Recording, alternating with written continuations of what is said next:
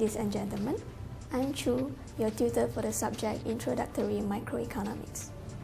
In this video, we are going to cover three topics which are fundamental economic concepts, demand and supply, and lastly, market equilibrium and elasticity.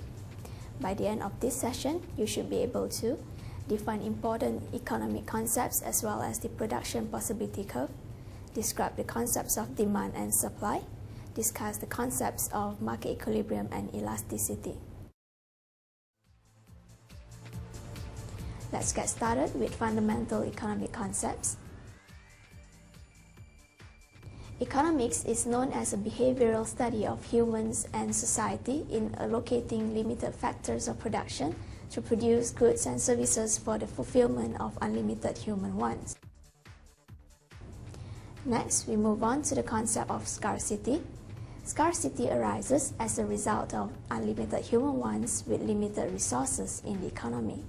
Due to scarcity in resources, man makes choices on goods and services to produce. Lastly, opportunity cost is known as the value of the next best alternative choice which was forgone.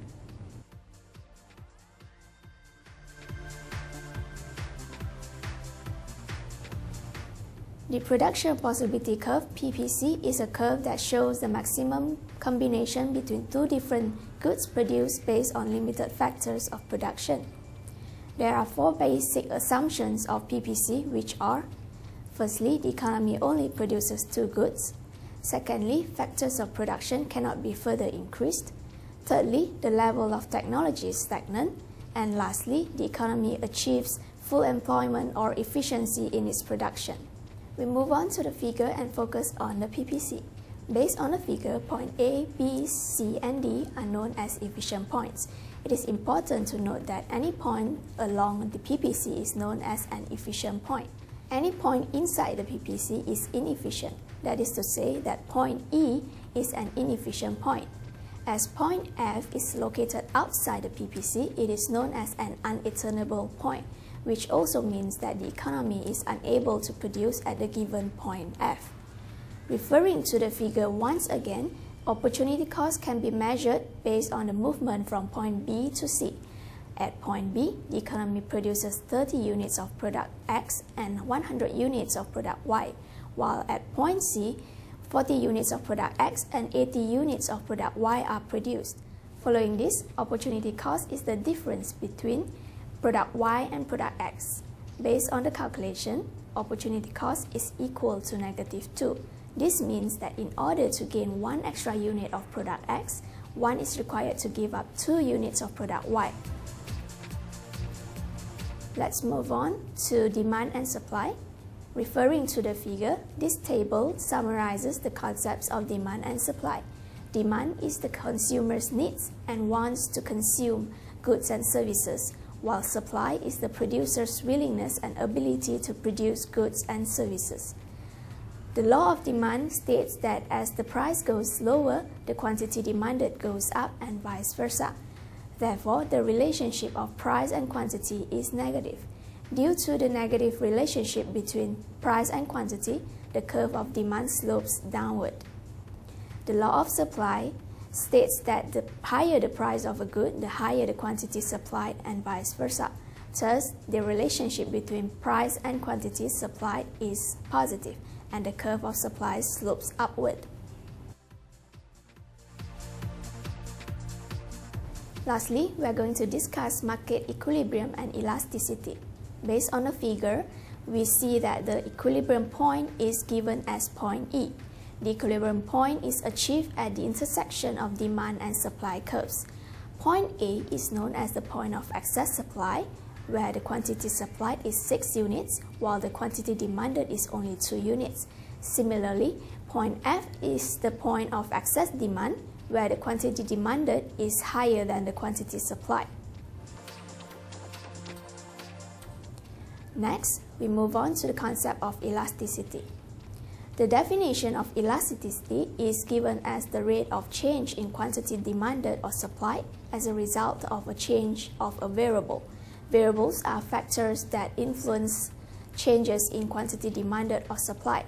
Elasticity of demand is the rate of change in quantity demanded as a result of change in price, income or prices of other goods. It also reflects the sensitivity on the changes in quantity demanded due to the changes in each of the variables. There are three different types of elasticity of demand, which consists of price elasticity of demand, income elasticity of demand, and lastly, cross elasticity of demand. Price elasticity of demand measures the effect of change in price on quantity demanded, and it is given as the percentage change in quantity demanded over percentage change in the price.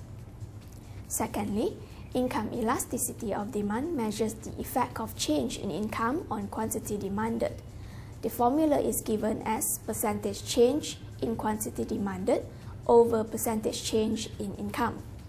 Cross elasticity of demand measures the effect of change in price of a good on demand for other goods.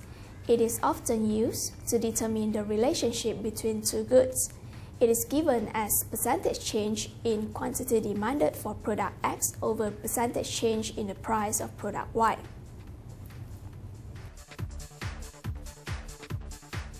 Price elasticity of demand can be differentiated into 5 categories, and they are summarized in the table shown in the figure.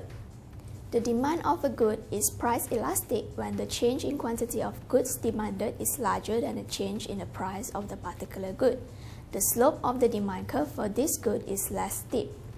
Luxury goods or goods with many substitutes are likely to have price elasticity of more than 1. Secondly, when the price elasticity of demand is less than 1, the changes in quantity demanded are less than the changes in the price of the particular good. Inferior goods or inexpensive and budget products fall into this category of price elasticity with a steep demand curve slope. Unit elasticity occurs when the price elasticity of demand equals 1, which also means that the change in the quantity demanded equals to the change in the price of the good. Normal goods are likely to fall under this category with a convex demand curve. When an increase or decrease in price causes the quantity demanded to equal to 0 or infinite increase in the quantity demanded, the price elasticity of demand is perfectly elastic. Demand curve for this type of elasticity is horizontal, and goods that fall under this category are agriculture goods. Lastly, perfectly inelastic demand occurs when the elasticity is equal to 0, which signifies that change in price has no effect in the change in the quantity demanded. The demand curve is vertical. Goods such as rice, salt, and other basic necessity goods are perfectly inelastic towards changes in price. Income elasticity of demand is used to determine whether a particular good is a luxury, normal, or inferior goods. Goods with an income elasticity of greater than 1 are known as luxury goods, while inferior goods would have an income elasticity of less than 0. Income elasticity of demand of normal goods is less than 1 with positive value.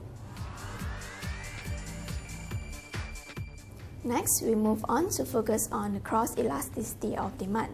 When the cross elasticity of demand of two goods is positive, it signifies that the two particular goods are substitute goods to one another. On the other hand, when the cross elasticity is negative, the two goods are known as complementary goods to one another. If there is no relationship between the two goods, cross elasticity of demand would have the value of 0. Lastly, price elasticity of supply measures the effects of changes in the quantity supplied caused by changes in the price of the particular good. It is important to note that the types of degree on elasticity of supply is the same as price elasticity of demand.